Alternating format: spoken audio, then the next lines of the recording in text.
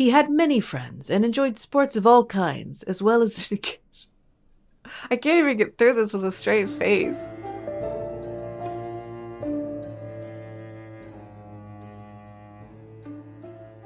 Welcome, strangers, to Madame Strangeways, where I, Madame Strangeways, usually share your true strange stories of the unexplained, along with my thoughts on said strange stories. However, today, you've joined me for a deep dive episode on the Smurl family haunting, which will be the subject of the latest Conjuring film, The Conjuring: Last Rites. This is one of Ed and Lorraine Warren's paranormal case files, and if you aren't familiar with the Warrens, well, first of all, how exciting for you. But also, they were the infamous ghost hunting couple you may know from the Conjuring film franchise, with Lorraine being a self-proclaimed light trance medium who can speak to spirits, and Ed Warren being a self-proclaimed and self-taught demonologist. Allegedly. The short story I'll open with today is my own retelling of the events as told in the also allegedly nonfiction book recounting their also allegedly true story, The Haunting: One Family's Nightmare, written by Robert Curran, Lorraine and Ed Warren, and Janet and Jack Smurl. I start with this story so that you have an understanding of the paranormal claims as they're presented to us from the Smurls and the Warrens themselves, without the old Hollywood razzle-dazzle, though I assure you there's definitely a healthy amount of razzle-dazzle already baked in. But this way, you'll have the context for the analysis and commentary afterwards, where I'll poke holes, pick apart, and generally dissect the story to suss out the truth from fiction, while, as always, dragging you down countless spooky rabbit holes, kicking and screaming if needs must.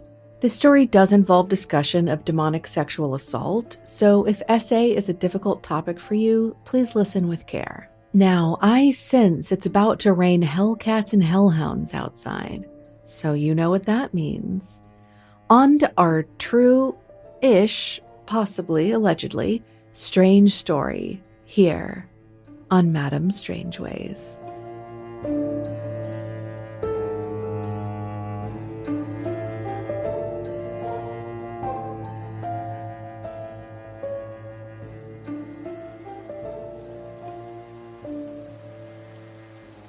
Okay, after recording the story and listening to it back, I feel like I have to come here and put a caveat at the beginning so that you understand that in some places in this story, I use verbatim phrases from the book. So if you think that, wow, she's being really sarcastic or really ridiculous or over the top, I assure you, I am not exaggerating anything, and actually it's probably just a time when I am quoting something directly from the book. So just keep that in mind with this retelling. Okay, on to the strange story. The Smurl family haunting. If Hurricane Agnes had never ravaged northeast Pennsylvania back in 1972, maybe none of this harrowing tale would have ever happened. When the Smurl family was forced to find a new home in West Pittston, Pennsylvania due to flooding in their Wilkes-Barre home, no one could have guessed what was in store for them. They bought a duplex at 328 and 330 Chase Street. Jack and Janet Smurl lived on one side of the duplex with their daughter Dawn, and Jack's parents, John and Mary, lived on the other side. Immediately upon moving into their fixer-upper homes, strange occurrences began to plague the families. A mysterious stain on a brand new rug couldn't be removed, no matter how hard Janet scrubbed. While sniffing her favorite fabric detergent while doing laundry one day, Janet heard a voice whispering her name. The pipes that John had installed himself began to leak. The TV, oven, and even Jack's new car wiring caught on fire. The new ceramic sink and tub Jack and Janet had installed were marred with slash marks overnight. Dawn, one of their daughters, told her parents she saw people floating around her room at night, but Jack never saw anything when he went to investigate. The toilets would flush on their own, radios would turn on by themselves, and a foul stench filled the home. Jack was sure that the stench would appear only when he was praying the rosary. Janet and Mary both witnessed a black, shadowy form wearing a cape pass through the wall separating their homes. But time marched on, even as the noises in the walls and the strange occurrences continued. The Smurls had 2 more children, totaling 4 now, all daughters, and all of them simply lived with the haunting. The night of their daughter Kim's Catholic confirmation, when Janet was getting her dressed for the event, a light fixture that Jack had installed himself years before came crashing down and clipped Kim on the shoulder. Jack began levitating over his bed as he slept. One night, after making love to Jack, Janet was yanked from their bed by some unseen force and dragged along the floor. Jack started to be cruel to his family. Janet became depressed. When Janet was doing dishes one day, the family dog, Simon, a German shepherd, was picked up by an invisible force and slammed against the kitchen door. Mary Smurl, Jack's mother, witnessed a puppy with neither a head nor a tail run across her living room right in front of her and disappear under the love seat. The children's pillows were punched by phantom hands. The sound of fluttering wings could be heard in the chimney. One of the twins fell down the stairs one night after bedtime. 2 different priests were brought in to bless the home, but the house was up to its haunted antics again in no time. Finally, Ed and Lorraine Warren, famous paranormal investigators, were called to the scene. Ed, a self-taught demonologist, and Lorraine, a light trance medium with clairvoyance and ESP, brought along another psychic woman from their team. Between her and Lorraine, they sensed the presence of demons once they headed upstairs. They sensed 4 entities in total. One was an old, confused woman, probably senile but not violent. One was a younger, insane woman who wanted to hurt them. One was a male spirit with a mustache. The other was a demon who would use the other 3 spirits to destroy the Smurl family. Ed told them that it must have been all their daughters entering puberty that caused a dormant demonic spirit to awaken.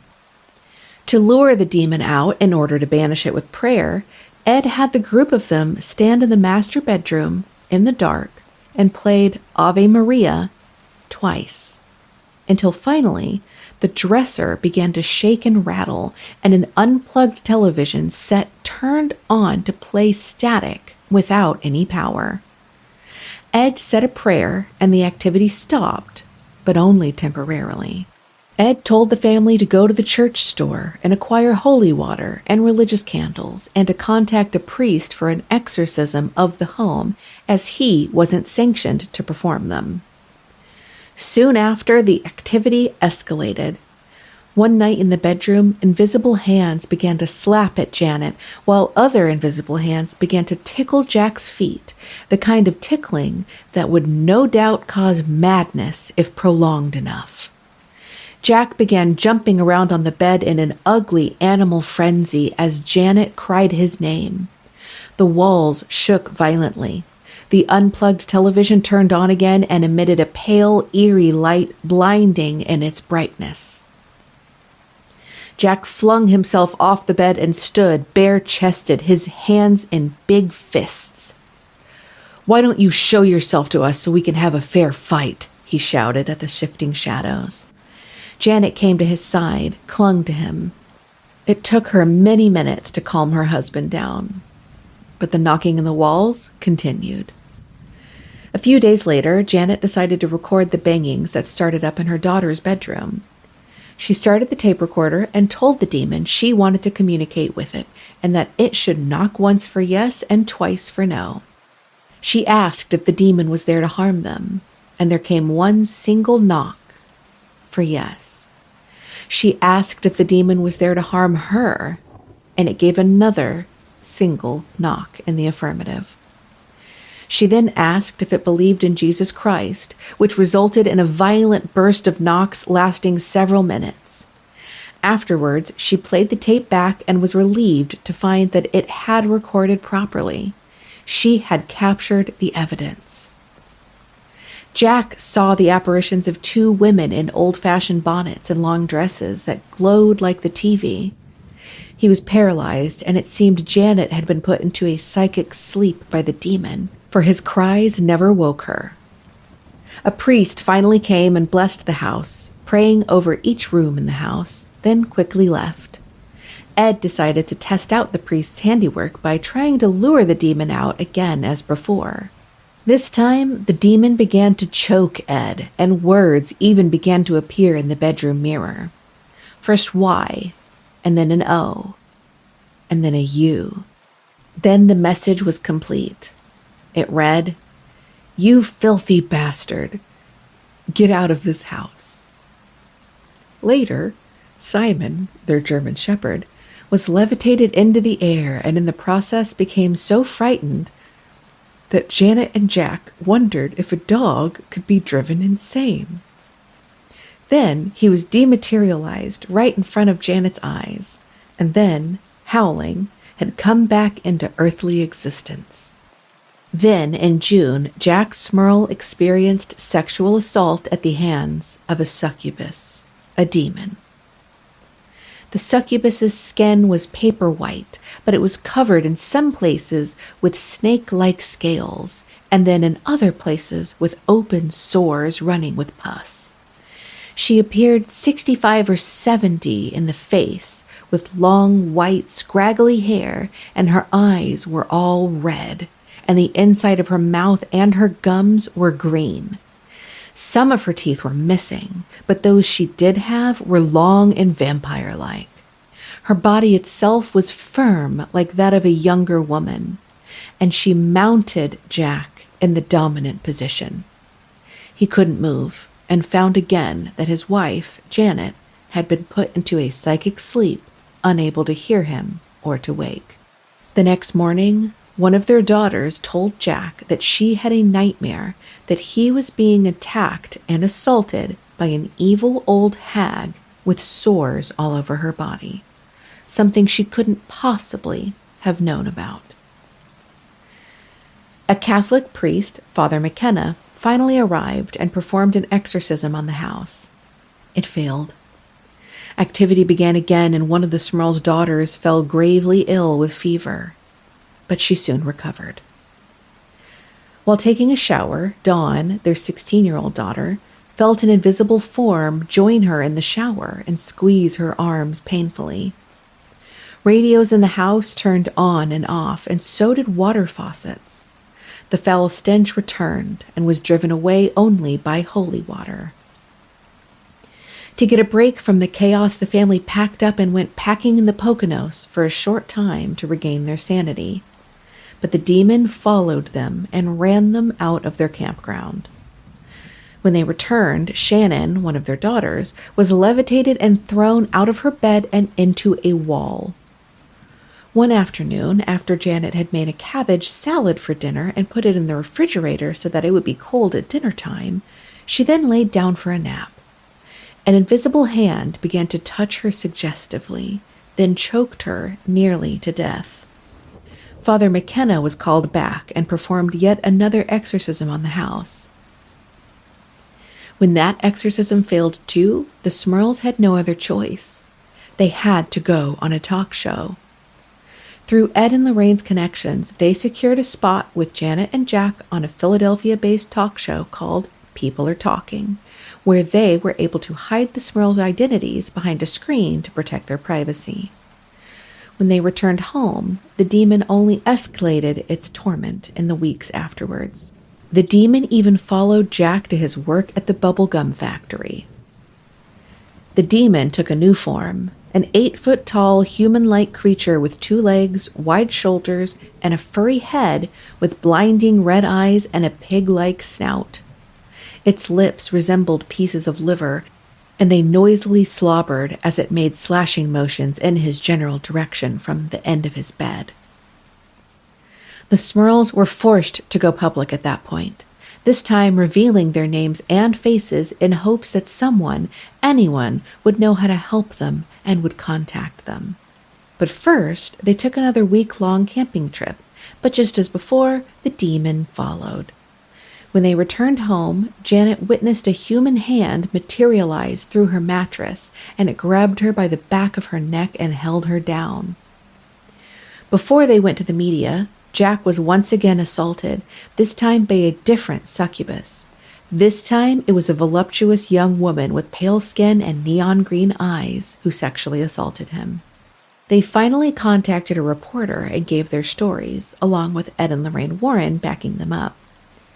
As soon as their story was reported in the paper, they immediately regretted their decision from all the negative attention it was getting them in the neighborhood. Cars were lined up and down the street to get a glimpse of the haunted house. The police barricaded the street off. Finally, the Smurls had enough. They read a prepared statement to the media asking for privacy. The Catholic Church sent multiple priests to stay in the Smurl home to investigate. No demonic or paranormal activity whatsoever happened while they were there. So the Smurls called Father McKenna back, who performed his third exorcism. The house smelled of roses instead of rotting flesh, and for a time the exorcism seemed to have worked. Until Jack saw the shadowy figure again one night while watching TV.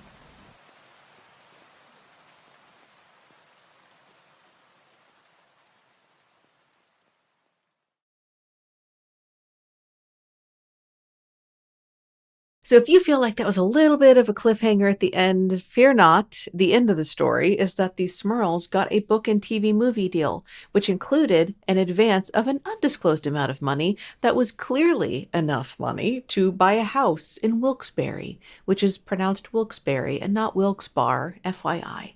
And that's where they moved back to, and then they sold the house. As for the demonic activity, the family said that it all kind of went away thanks to Jesus and the Virgin Mary banishing the demons. The end. The end. Not the 3 exorcisms. Not Ed and Lorraine. Just kind of stopped. Okay. That's cool.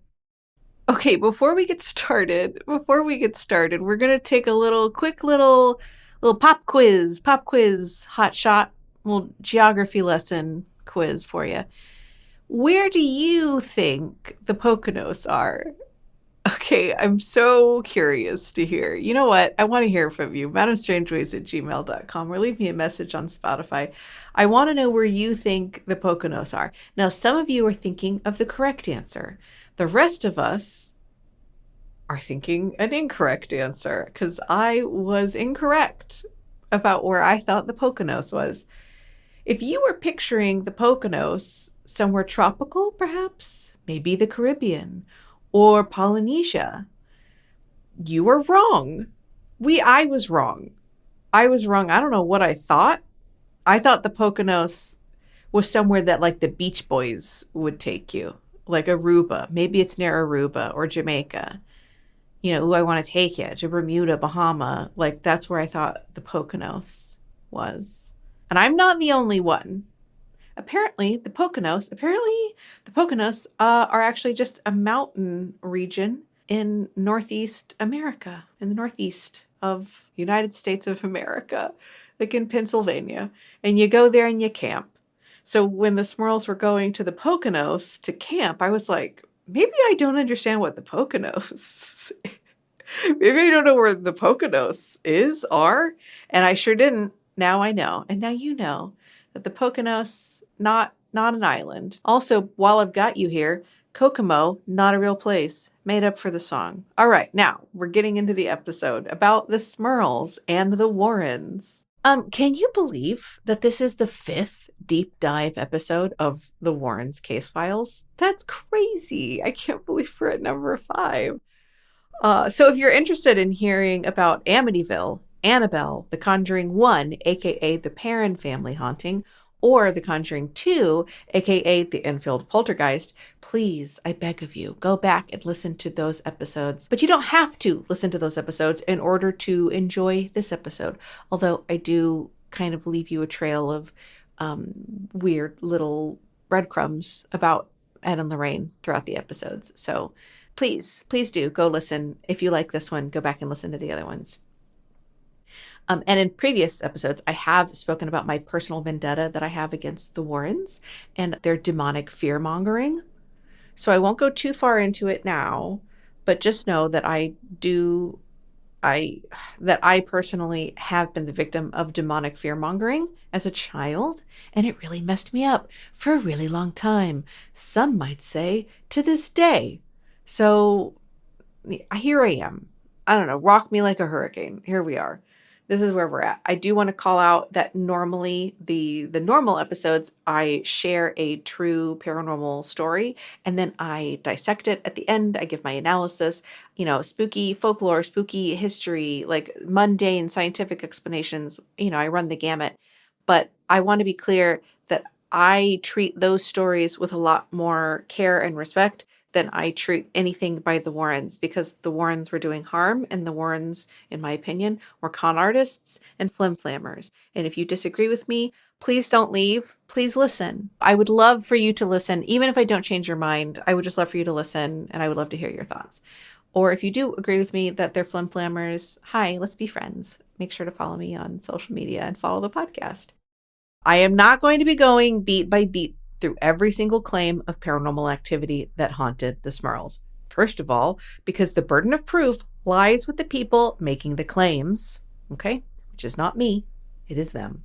But secondly, and I feel most importantly, we won't be discussing every single paranormal claim because that's exactly what Ed wants us to do. Sorry, Ed. Sorry, I'm not falling for your fire hose of falsehood tactic, which is, by the way, where someone just spews so much bullshit so fast that it is completely overwhelming and you cannot possibly argue with every single point because there's too many being made. And you sound pedantic because you are trying to hit every single piece of bullshit that is being fed to you. But if you do that, then it's like, gosh, why are you being so pedantic? Like, what's your problem? What do you mean? What do you mean? So we're not doing that. I'm not going beat by beat. We're not going line by line. Okay?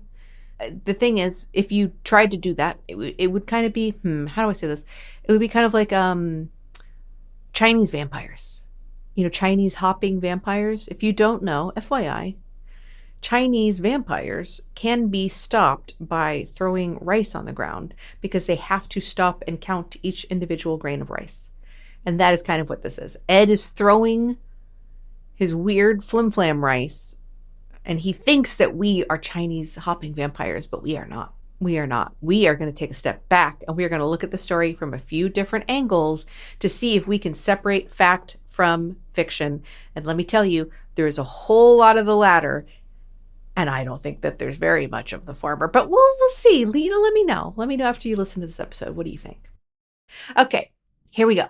The story that you just heard me tell is, like I said, my retelling of the events as laid out in the book, The Haunting, One Family's Nightmare, written by, yes, Janet and Jack Smurl, Lorraine and Ed Warren, and of course the actual author who actually wrote the book, Robert Curran, who I would literally have never guessed was a journalist, judging from his purple prose. Shocking. There is 0% journalistic integrity happening in this book, let me tell you. The book is the major source for the story in today's episode. As always, I do try to avoid including sources that recall paranormal occurrences decades after the event because of the deeply fallible nature of human memory, which I talk about in many other episodes. But in a nutshell, let me just tell you, human memory, deeply fallible. Every time we access a memory, our brains are rewriting that memory. And so you really just don't know what memory you have that's actually 100% true, even though you fully believe that it's 100% true. So I don't like to use sources that happen too long after the occurrences. That's just me. And as for this book, The Haunting, I truly cannot recommend enough that you never read this book. You don't. Just don't. You know what? You're welcome, because I read it so you don't have to. In fact, I will show you some quotes later on from the book so you can get an idea of how bad it is. I could genuinely do an entire episode just quoting the book and reacting to parts of it, which I may end up doing as a bonus episode on Patreon. So you may want to check it out, patreon.com/Madame Strangeways, because there's a lot to laugh at because of how over the top this book is. By the way, I think I did go back and say at the beginning, but I do just want to reiterate, I did include some direct quotes from the book when it was particularly weird or unintentionally funny, because I just couldn't help it. Like I had to. So if a part really did seem overly ridiculous to you, again, I assure you, I took no creative liberties. I don't need to take creative liberties. They took enough of creative they took enough creative liberties for both of us. So first, we are going to briefly discuss the Smurl family, and then we're going to briefly discuss the book itself, and then we will get into the real analysis, the theories, the research, the real nitty-gritty. And again, a fair warning, there really is a goodly amount of discussion about paranormal sexual assault in this episode because it is talked about in softcore detail in the book. I find that most people who discuss this story shy away from the sexual assault part of the story. But not me. No. Shying away from weird demon sex isn't the Strangeways way. That's not how we do things here. I also think that by glossing over the demonic rape, that it lets the Warrens get away with using sexual assault as a tool to sell books and to get more lucrative movie deals. That's what we do by glossing over that. It kind of feels like some people avoid this topic because they sense that it's a little too crazy and it kind of paints the Warrens in a crazier light than they would like them to be painted in.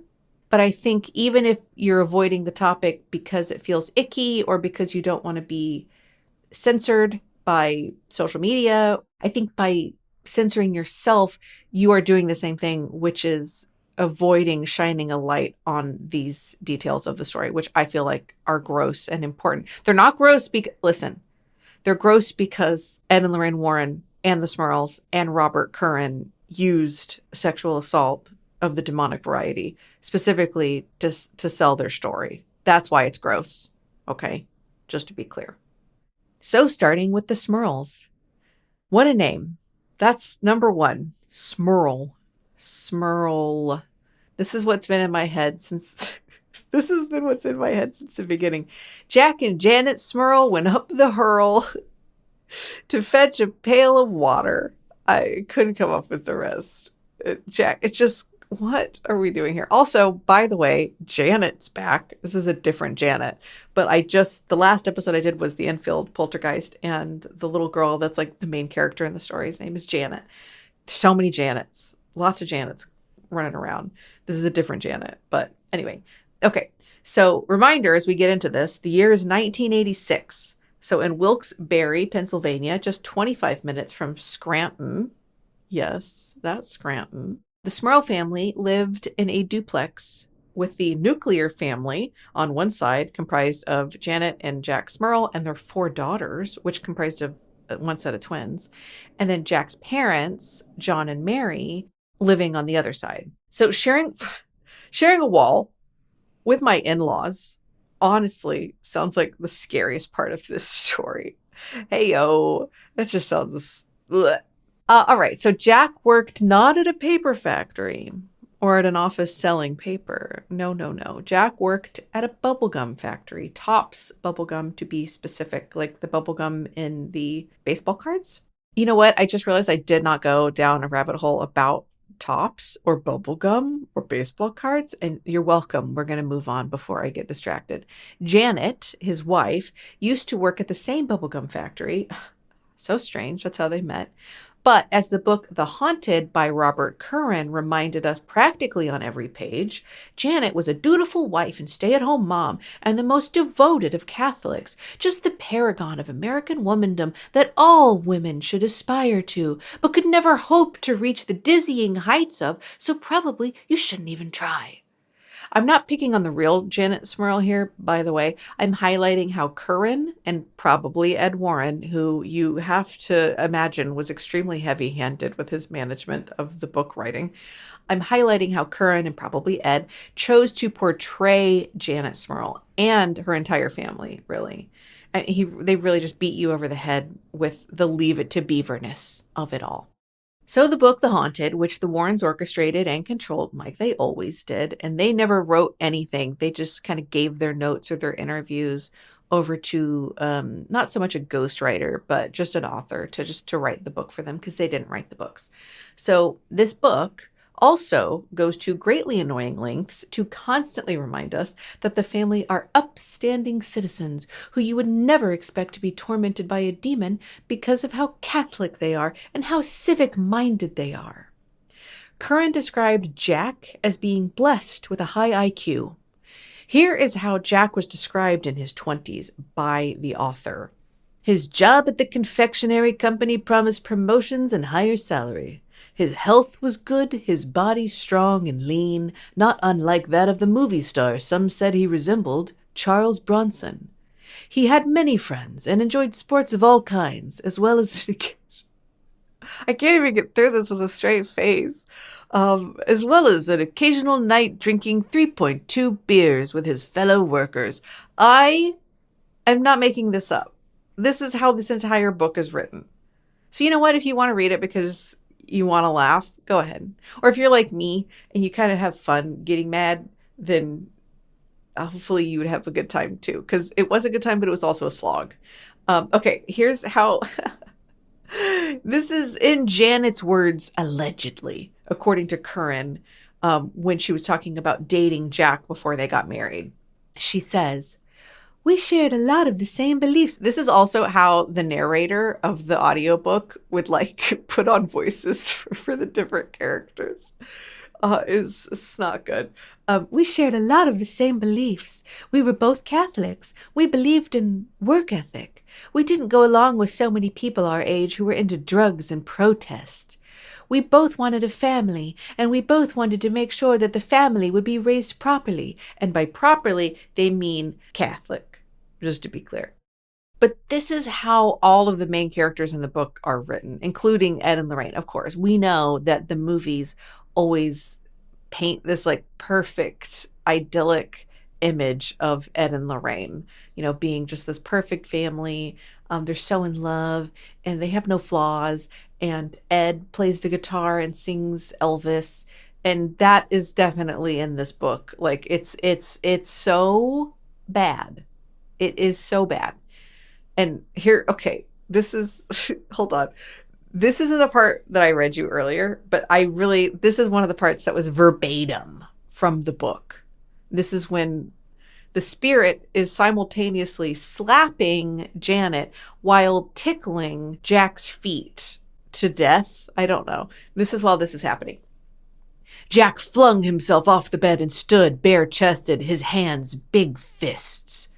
'Why don't you show yourself to us so we could have a fair fight?' he shouted at the shifting shadows. Janet came to his side, clung to him. It took her many minutes to calm her husband down." Why is this the cover of a Harlequin romance novel? Is Jack Fabio? Is this the movie poster? Is this a movie poster from 1982?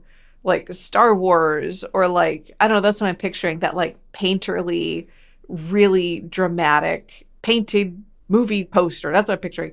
Janet is clung to his side, Jack in his bare chest and his big fists. It's just insane. The author, Robert Curran, must have been really into romance novels. Because let's put a pin in that for later. Romance novels, Harlequin specifically. And I'm not going down a rabbit hole that just occurred to me right now to be let me understand, where did that phrase come from? What is that? Okay, nope. Romance novels. We're moving on. So the entire point of portraying the Smurls as the perfect nuclear American family, of course, is so that you, the reader, finds that you are nowhere near as perfect and pious as the Smurls. So if the Smurls can be attacked by demons, you're ripe for the demonic... Dang. You're ripe for the demonic picking. Come on. Because remember, and this is my big beef with the Warrens, I could forgive the Warrens their huckster natures if they weren't fear-mongering and actively causing harm. So maybe not immediate bodily harm, but they wanted everyone to be afraid, because if you're afraid, you might use their services. They stoked the fires of the Satanic Panic that was beginning to really set the country aflame in the early 80s with the moral panic. And then they profited from and poured even more satanic gasoline onto this moral panic. And obviously, they're not the only thing that led to the Satanic Panic, but they definitely fed into it. And regarding the Smurls, Ed was quoted as saying, "The Smurls are truly a family coming under a visual attack. The ghost, devil, demon, or whatever you call it, is in that home. We're dealing with an intelligence here. It's powerful, intangible, and very dangerous."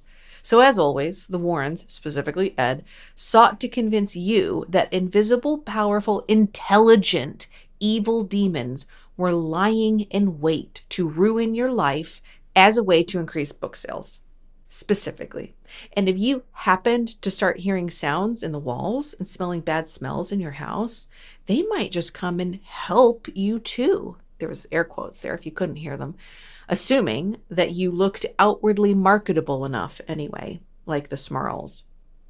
Because Ed Warren clearly had a vision for the Smurls right out the gate. Picturing the headlines about this all-American family with their stay-at-home mom and their factory-working dad and their kids, including a set of twins. I mean, that would look great on the talk show circuit, and it did, by the way, especially with the headline, "Demonic Rape." Because, see, Ed knew a thing or two about getting and keeping the public's attention. I firmly believe the focus on the demonic sexual assault with the Smurls was Ed learning from the very tabloids his stories were often published in. So not just using sensationalism, but specifically shock advertising or shockvertising. And it's a type of advertising that deliberately, rather than inadvertently, startles and offends its audience by violating norms for social values and personal ideas. And also, one of the keys to successful marketing, and that's what these cases were to Ed and Lorraine, by the way, marketing for their services, their books, their movies, etc. But one of the keys to successful marketing is disruption, which claiming that a married couple were both being sexually assaulted by demons definitely is. I don't know what could be more disrupting. And to put it nicely, that is a fucked up thing for them to do. And they didn't just do it once, by the way. They also tried the sexual assault by demon angle with the next family that they helped, air quotes, directly after the Smurls, the Snedekers, which is the family in the Haunting in Connecticut movie. And, I haven't seen the movie, but I just know that they don't put any of the sexual assault stuff in the movie. I don't need to watch it to know that they didn't. I did Google it. And I do feel pretty confident that it's not in there. But isn't that interesting? Because it wasn't like it was a small part. You can go on YouTube right now and find a clip of the Snedekers on Sally Jessy Raphael, which was a huge daytime talk show at the time. And they're talking about it. It wasn't a secret, but isn't that interesting that it didn't make it into the Hollywood movie? Isn't that strange? Because Ed and Lorraine also agreed that it happened. So why would they leave that out? Interesting. Maybe because it's, like I said, a little too crazy, a little much. But after Ed and Lorraine Warren claimed that two pairs of married couples had both been essayed by demons, and after that didn't work out for them very well, isn't it interesting that not a single other case that they ever investigated, actually before or since, ever involved it again? Interesting. It's almost like they just kind of threw a bunch of stuff at the wall to see what stuck and then adjusted and moved on. From the book The Haunted, the author's note begins with this line. "The book that you are about to read was compiled from the testimony of the 8 residents of 328 and 330 Chase Street, as well as the 28 other people who have experienced supernatural phenomena in connection with the Smurl family." I think the term testimony there is doing a lot of heavy lifting. And I suspect he used that word in particular because testimony connotes? Is that a word? Why does it feel weird? We're just going to move on. Testimony implies a certain legitimacy to it, some gravitas, if you will. And also 28, other people who experience. Okay, that just seems like a made-up number. The book then goes on to share a letter written from the bishop, Robert McKenna, Father McKenna, who you may remember just made 3 failed exorcist attempts in the Smurl home. And also, by the way, he was involved with other cases with the Warrens. Now, the only reason that Curran would include a letter written by Father McKenna is to make you, the reader, go, oh, wow, a Catholic bishop really believes in this story. And as a human, I am scientifically proven to be swayed by authority bias, and even more swayed by authorities in uniform. And who loves uniform more than a Catholic priest? The little costumes that they wear. Come on. Strangely, though, regarding Father McKenna, he had this to say about the Warrens' books in an interview with Michael W. Cuneo, author of American Exorcism, in the year 2001. He says, "They are sensationalized, and you just can't take it literally. I don't like to be publicly associated with them." Interesting. That's interesting, because you worked with them on multiple cases, and you wrote like the foreword to this book. Maybe he regretted his the part that he played in these cases. He doesn't say as much, but it's kind of what I'm reading into it. And speaking of strange things in the book The Haunted, Robert Curran, the author, made a lot of weird claims about the house that he shockingly had no evidence to back up. He claimed that the 1900s deed for the house, when it was originally deeded is probably a verb, he says that the deed originally reads, "The person who buys this house buys the house, property, and creatures contained therein." He goes on to say that apparently no lawyer could explain what they mean when they say creatures contained therein. Probably because the deed didn't exist, and also you didn't ask any lawyers because it didn't exist in the first place. It's just, I actually started going down this rabbit hole. I actually went to, this was insane of me, and I gave it up after about 45 minutes, but I was literally going through, you can find the deeds online for like Wilkes-Barre and West Pittston, but the problem is that they're just scanned and they're not really in an order, and you can't search the text because it's all handwritten back then. So I did find deeds going back to the 1900s, but there's a lot more deeds than you might have expected that there would be. So I couldn't find it. That doesn't mean that it doesn't totally exist, but I find it interesting that he doesn't then present, here's a copy of it. Guys, isn't this interesting? Here's a copy of it so that you can fact check me. No, they don't like that. All right, and now onto a brief timeline of where the Smurls case falls within the other Warren cases, just to give you a little bit of your bearings back. This was not the Warrens' first paranormal rodeo. Rather, the Warrens weren't just a traveling pair of ghost hunters / self-proclaimed demonologists a la the Winchester brothers. No. They would investigate, air quotes, for free. Remember when I said earlier, put a pin in this? Here we are. They would investigate for free and then use the family's story in their lectures that they charged entry for. Remember the Perrin haunting that we talked about in the Perrin family haunting episode about the first Conjuring movie? Remember that episode? Remember when the public descended upon the Perrins' farmhouse to gawk at the haunted house? The Perrins didn't hold a press conference like the Smurls did. So how did all of those people that ended up harassing the family find the Perrins' address? The Warrens. The Warrens gave it to them. The Warrens shared the Perrins' story in their little lecture series that they ran, and they shared the Perrins' home address in their lectures without the family's permission. And so, of course, people wanted to go and see and be looky-loos, so they went and harassed the Perrin family, obviously.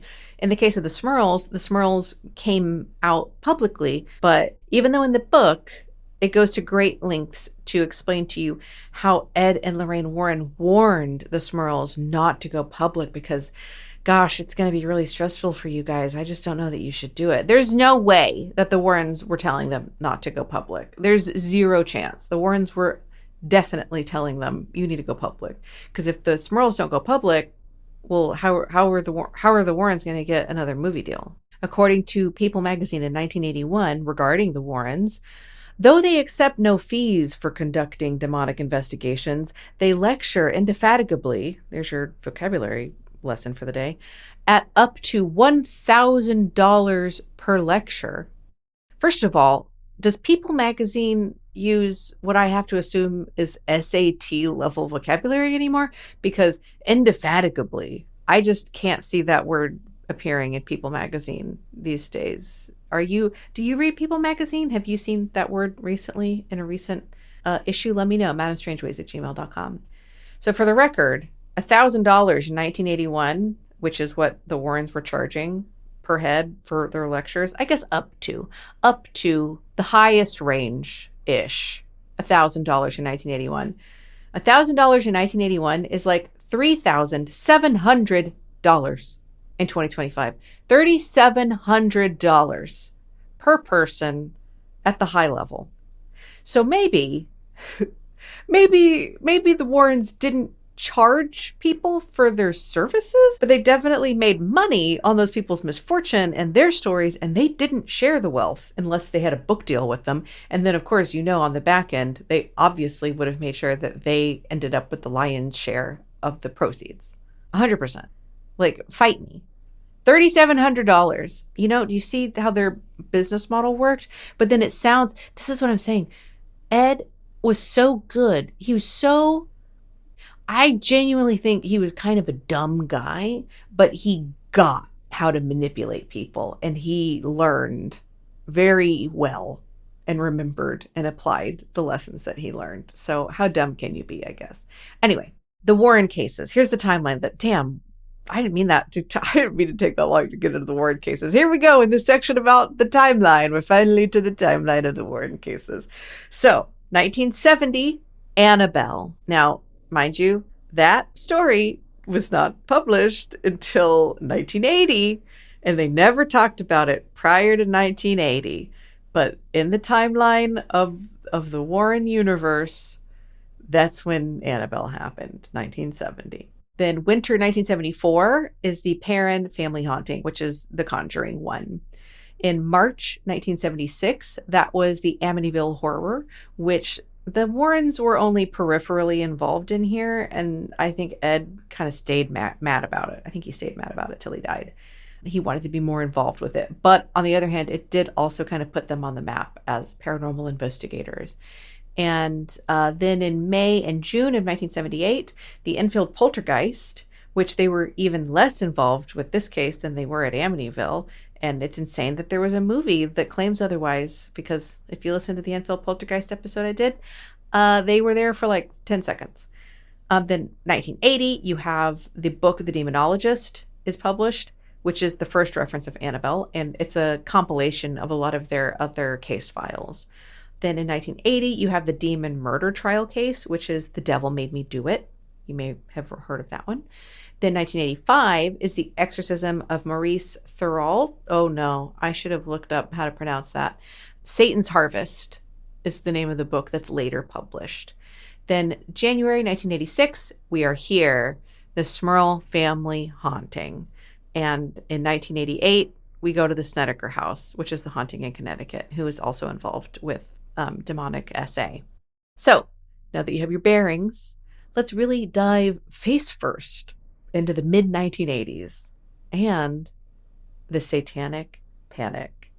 The year was 1986. Ronald Reagan was president. There were Reaganomics, and also he slashed daycare spending, which will come up in a future Satanic Panic episode. Put a pin in that. 1986, that's the year that the Space Shuttle Challenger exploded just 73 seconds after it lifted off from Cape Canaveral, tragically killing all 6 NASA crew members and 1 teacher aboard. Chernobyl. Well, Chernobyled. It was and is the worst nuclear disaster in human history. 1986, not a great year. But on the radio was Springsteen, Madonna, and Dionne Warwick and Lionel Richie. Okay, you understand. Like, there was some bangers on the radio, even though things were not going well in 1986. So while the other cases that we've covered from the Warrens in the 70s were all happening in the wake of Rosemary's Baby and The Exorcist and Vatican II, which even though I'm really interested in this topic, it does just put me to sleep and it sounds really boring. But basically, Vatican II means that the Catholic Church basically, in a nutshell, said that you can have Mass in languages other than Latin so that people can actually understand what the Mass is saying, which was apparently too woke of the church at the time, and people got really mad. This happens also in the middle of America's new obsession with demons. Now, the Smurl haunting happens smack dab in the very middle of the Satanic Panic, which started about 1980 with the book Michelle Remembers. And it also happened in the golden age of horror and slasher movies. Horror cinema had exploded in the time between the Parent Family Haunting in 1974 and the Smurls in 1986. Much more horror imagery was around to inspire people, whether consciously or subconsciously. And Satanic Panic, okay, listen, I make that sound because I want to talk more about Satanic Panic right now, but I also don't want this to be a 10-part episode. So I'm going to have to do a separate deep dive into the Satanic Panic of the 80s and 90s, or we will be here all night. But I will give you a little satanic nutshell in just a minute. So give me just a sec. On the subject of horror movies that may have influenced any or all of the Smurls and the Warrens, for that matter, for this case, the following horror media was released leading up to the Smurls first sharing their story to the public and working with the Warrens. This isn't every horror film that was released in this period, just ones that you'll soon see have very similar themes to the Smurls story, which we'll cover in a moment.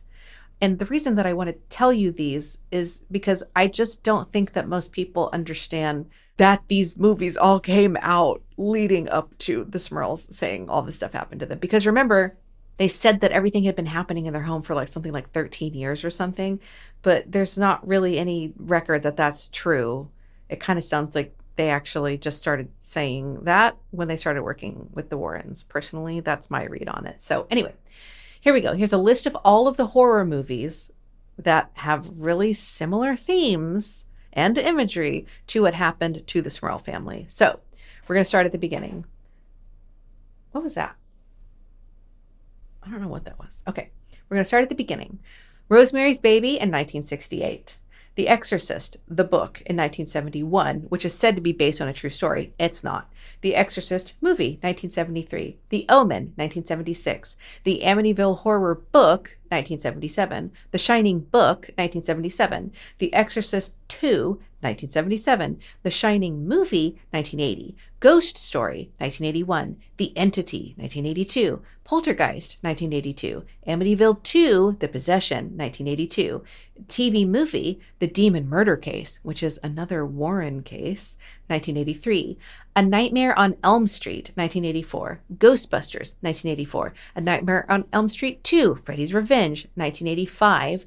And in 1985, a 2020 episode aired, something called The Devil Worshippers, which was just an episode that played clips from Rosemary's Baby and told viewers that this is basically how Satan worshippers work. So here, just use this and treat it as fact, even though it's a movie that's entirely fictional.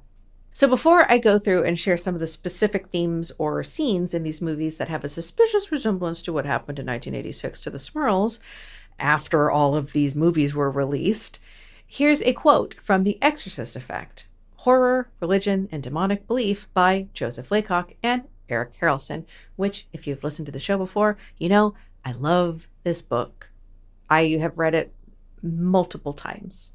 And here's something that I think might be relevant to the point that I'm trying to make here. Ostension, in essence, is the transmission of a legend by performing it rather than communicating it through words. As folklorist Bill Ellis puts it, events provoke stories, but it is far more likely that stories provoke events. This brings us to our theory of the relationship between supernatural horror and religious cultures. If events provoke stories and vice versa, then supernatural horror films are actually part of a feedback loop wherein 1. Actual events become the basis of films. 2. Those films shape the way audiences interpret the world, giving rise to new beliefs and experiences. And 3.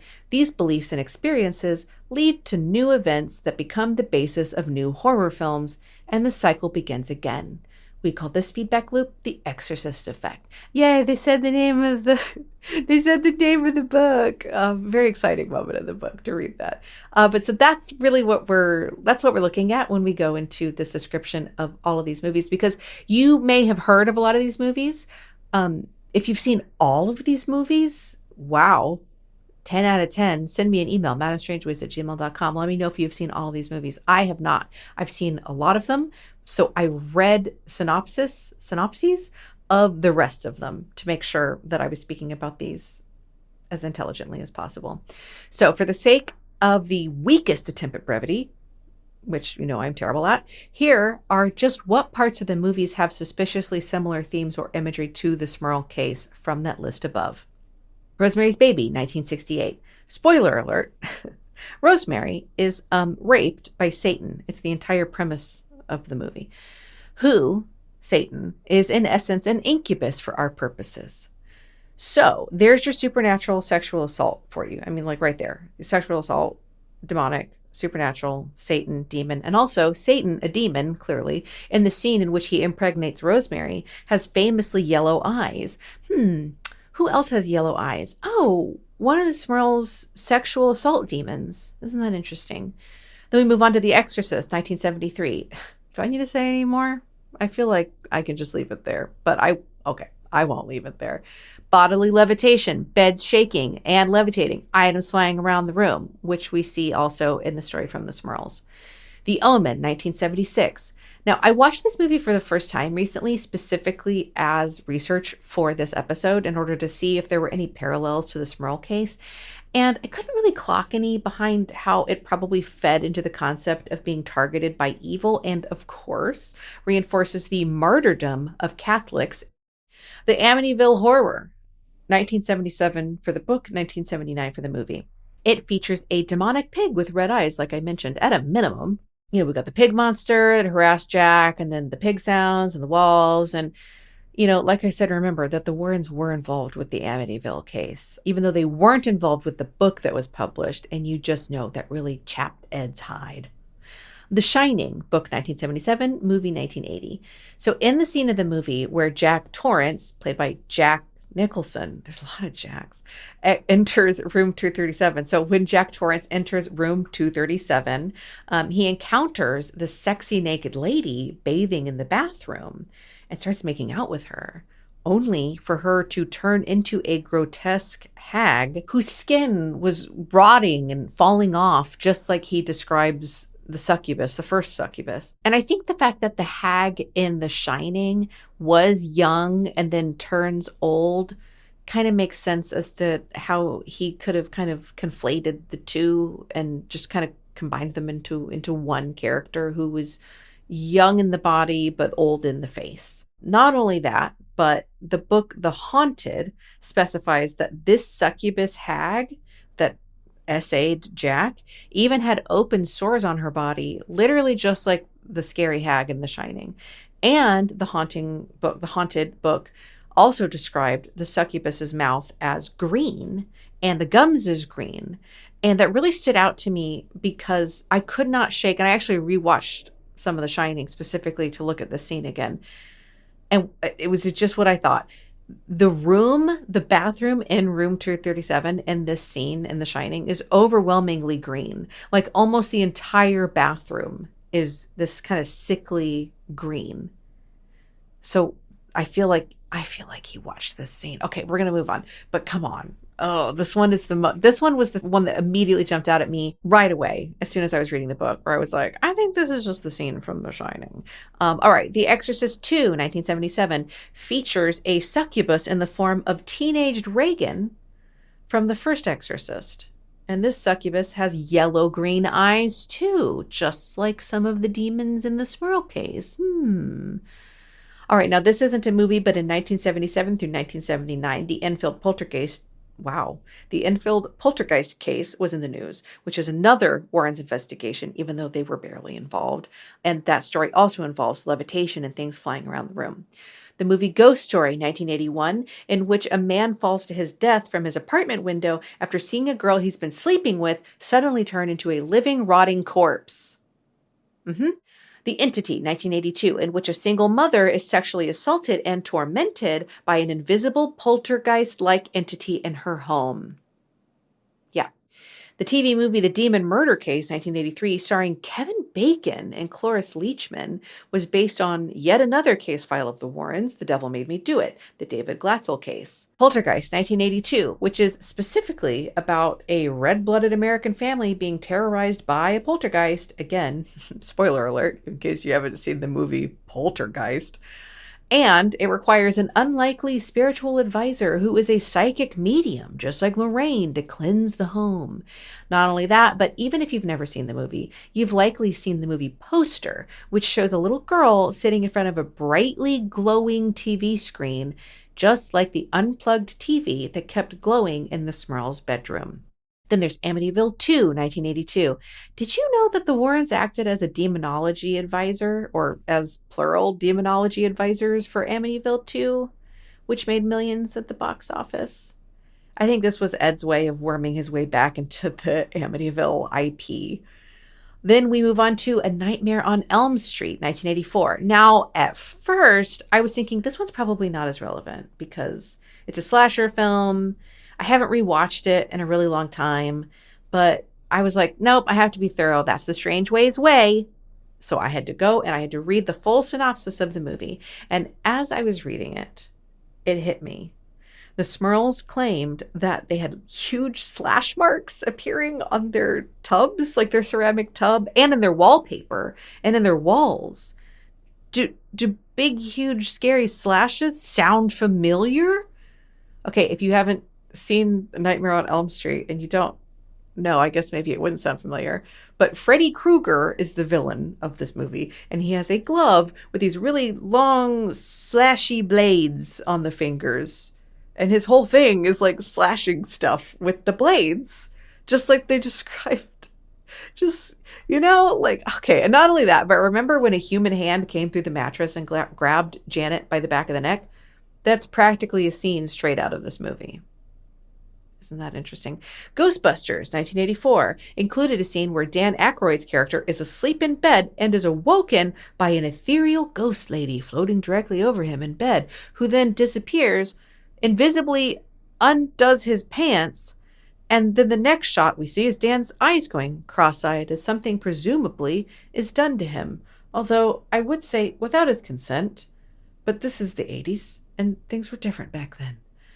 Also, by the way, I do not remember that scene at all from my childhood. I watched a lot of things I was not supposed to be watching. Ghostbusters was one of them. The opening scene with the kitchen and the eggs exploding scared the living shit out of me as a child. And I do not remember this scene. Now, I genuinely think that I could probably just end the episode there because to me, this is just, come on. To me, this just explains everything. It explains everything personally to me. However, I can't stop yapping, so we're just going to keep going. Case is not closed. We shall continue if it pleases the jury. So in the book, The Haunted, one of the Smurl's neighbors, a nurse, said that the things Janet told her were unlike anything she'd seen in any horror movie. Like, what are you talking about? Literally every single thing that happens to them is taken directly from a horror movie. Of all the things that this neighbor supposedly could have said, it's so strange that they specifically said, it's unlike anything I'd ever seen in a horror movie. Well, then I guess you don't watch movies then, lady. I don't know what to tell you. Go watch any horror movie and you're going to see exactly what's happening to the Smurls. It's crazy. Anyway, so we've got things being thrown around the house. We've got people levitating. We've got Freddy Krueger's iconic claw marks. And most damningly, 6 of those movies include either paranormal sexual assault or just paranormal sex in general. Coincidence? And now for the satanic nutshell of the satanic panic. From Wikipedia, this is a nutshell. It's a nutshell. I'm going to have to do a whole nother deep dive, so just please don't come for me. Don't come for me if I don't cover everything. In a nutshell, from Wikipedia, I'm literally just reading verbatim. The satanic panic is a moral panic consisting of over 12,000 unsubstantiated cases of satanic ritual abuse. Ritual abuse. SRA, sometimes known as ritual abuse, ritualistic abuse, or sadistic ritual abuse. Starting in North America in the 1980s, spreading throughout many parts of the world by the late 1990s, and persisting even today. The panic originated in 1980 with the publication of Michelle Remembers, a book co-written by Canadian psychiatrist Lawrence Pastor. I can't read words today. And his patient and future wife, Michelle Smith, which used the controversial and now discredited practice of recovered memory therapy to make false claims about satanic ritual abuse involving Michelle. The allegations, which arose afterward throughout much of the United States, involved reports of physical and sexual abuse of people, and specifically children, in the context of occult or satanic rituals. Some allegations involve a conspiracy of a global satanic cult that includes the wealthy and elite, in which children are abducted or bred for human sacrifice, pornography, and prostitution. In the smallest of nutshells, that's the satanic panic. What is the smallest nutshell? I was going to say pistachio, but then I thought of pine nuts. But do pine nuts come individually in little tiny... Are they actual nuts or are they seeds? Is a pine nut a seed? Anyway, whatever the smallest nut is, that's what this is. I badly want to talk about more of it, but we don't need to. Just know it was happening directly while the Smurls case was happening. Directly. Now, as I'm recording this, I am seeing that I am at the 1 hour and 16 minute mark, and I'm looking at my outline and seeing that I am a little bit less than halfway through my outline for the episode. So you know what that means. This is either going to be a 2.5 hour episode, which I don't want to do because I did it with the Enfield Poltergeist case. Oops, I did it again. I'm not going to make the same mistake twice because I think I should have broken that up into 2 parts. So you know what we're going to do? We're going to do the first 2-parter. Listen, you are witnessing strange history right now. It's happening. I've never done a 2-part episode. This is going to be a 2-part episode. I'll tell you why. Because I got a lot more to say. And I don't want you to nod off halfway through. So I'm going to break it up, give you a little bit of a breather. So tune in next strange episode, same strange time, same strange channel, and join me for part 2 of the true story behind the Smurl haunting and the story behind the latest Conjuring film, The Conjuring Last Rites, where we will talk about more fear-mongering that the Warrens do and Ed's weird lore that he creates that explains all of his demon hunting. And we will go into probably a little too much detail about the succubus and the incubus that we see in this story. And then, of course, we'll go over theories and what possibly happened in the actual Smurl case. So thank you for listening to part 1. Please, please, please tune in for part 2 because honestly, kind of like my favorite stuff is in part 2, which is why it kind of kills me to be doing a 2-parter. So I need you to listen to the second part. Please listen to the second part. If you've gotten this far, you're going to listen to the second part, right? Right? Good. Okay, good. Okay, great. Good. I'm glad to hear that.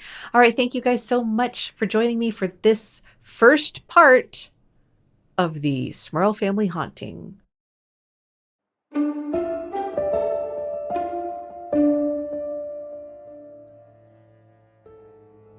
Thank you for joining me for more true, strange stories of the unexplained. Remember that you can feel afraid and not be in danger. You're safe here with me. Probably. Please follow the podcast, leave a rating on Spotify or Apple, or tell your friends and foes about the show. It would mean the world to me. The underworld, obviously. I mean, come on, was that not clear? Madame Strangeways is produced and narrated by me, Madame Strangeways. Theme music is by Marina Ryan at marinamakes.co. Cover art is by Andrea Giselle Roldan at Cult of Teddy on Instagram. You can submit your own true strange story at madamestrangeways.com or email it to madamestrangeways@gmail.com. See you soon, she said ominously.